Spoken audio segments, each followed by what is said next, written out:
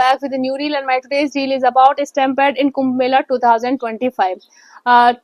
आज हम बात करते हैं कुंभ मेले में जो रिसेंटली भगदड़ हुई उसको लेकर। आप देखिए कि जिस तरह से कुंभ मेले का आयोजन हुआ है तभी से ये काफी चर्चा में रहा है। कुंभ मेले का आयोजन बहुत अच्छे से किया गया, काफी लंबे समय तक इसमें मैनेजमेंट वगैरह को भी काफी अप्रिशिएट करा गया। आप देखिए इंडिया में या इंडिया के बाहर सभी जगह काफी अप्रिसिएशन मिला है, बट कुछ लोगों की आंख में ये चीजें हमेशा से खटकती रही हैं। उन्होंने हमेशा इसको नेगेटिव टारगेट करने की कोशिश करी है, जस्ट बिकॉज जो लोग योगी आदित्यनाथ के अगेंस्ट में थे उन्होंने हमेशा चीज को मिजरेबल बनाने के लिए उनके लिए कोशिश करते रहे। यूपी में जो सिचुएशन क्रिएट की जाती है, देखिए कि रिलीजन को लेकर किस तरह से टारगेट कराया जाता है। अब लोगों को पता था कि मौनी अमावस्या के दिन इतने सारे लोग वहां पर आएंगे, तो जो भी लोग एंटी लोग थे, जो ये सारी चीजें स्मूथ हो रही थी उसको देख नहीं सकते थे, उन्होंने सोचा कि इससे अच्छा टारगेट तो हमें कभी मिल ही नहीं सकता, इतने सारे लोग आएंगे। और इस सिचुएशन में यदि हमने थोड़ी सी भी कुछ उल्टी सीधी हरकत कर दी और भगदड़ मच जाती है तो सारी चीजें कितनी मिजरेबल हो जाती हैं। लोगों ने उसी दिन का फायदा उठाया और देखिए कि इतने लंबे समय से जो इंसान इतना प्रॉपरली सारी चीजें मैनेज कर रहा था उसकी सारे सिस्टम को एक साइड करके हुए उस दिन को उन्होंने इतना नेगेटिव बना दिया। कुंभ के मेले का लोगों के दिमाग से कॉन्सेप्ट ही डिफरेंट हो गया। आप देखिए कि 2 बार भगदड़ हुई है या 1 बार भगदड़ हुई है, that is different case, but most important thing is that कि किस तरह से लोगों ने इतनी भीड़ को वहां पर उन्होंने देखा कि इस दिन इतनी भीड़ आने वाली है, इसी दिन हम इस चीज को किस तरह से मिजरेबल बना सकते हैं गवर्नमेंट के लिए, और उन्होंने उसी दिन वो हरकत कर दी। It is really important to analyse the things properly, क्योंकि जो चीजें इतने टाइम से स्मूथली हो रही हैं, एकदम से इतनी भगदड़ कैसे मच सकती है और एकदम से चीजें इतनी नेगेटिव वे में कैसे जा सकती हैं।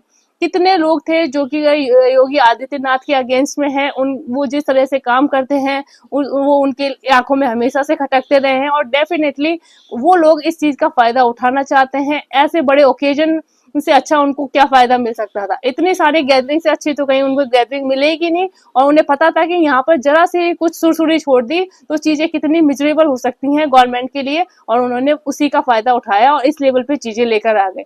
तो आप देखिए कि हमारे समाज में बैठे हुए कुछ लोग जो नेगेटिव लोग हैं वो किसी भी व्यवस्था को प्रॉपरली रन होने ही नहीं देना चाहते। उनका मेन टारगेट ही होता है कि हर व्यवस्था के बीच में कुछ ना कुछ ऐसी चीजें छोड़ दें जिससे कि जो लोग अच्छे से काम कर रहे हैं वो काम ना कर पाए और चीजें गलत तरह से सोसाइटी में स्प्रेड हो जाए, लोगों के बीच में मिसकॉन्सेप्शन क्रिएट हो जाए और डिफरेंट लेवल पे जाके सारी बातें होने लगे।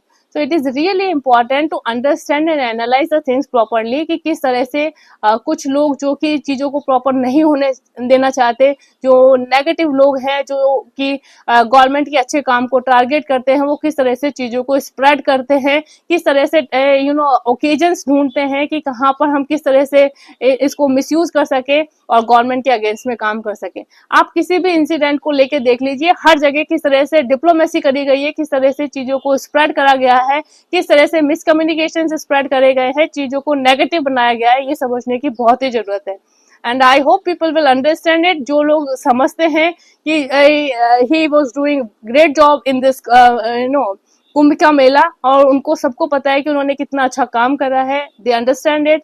बट जो लोग गलत तरह से चीजों को स्प्रेड करके चीजों को मिसरेबल बनाते हैं गवर्नमेंट के लिए, उन लोगों को सही और कड़ा सबक मिलना चाहिए, क्योंकि दोबारा वो इस तरह की हरकत करने से पहले भी कांप जाए कि हमने क्या करा था।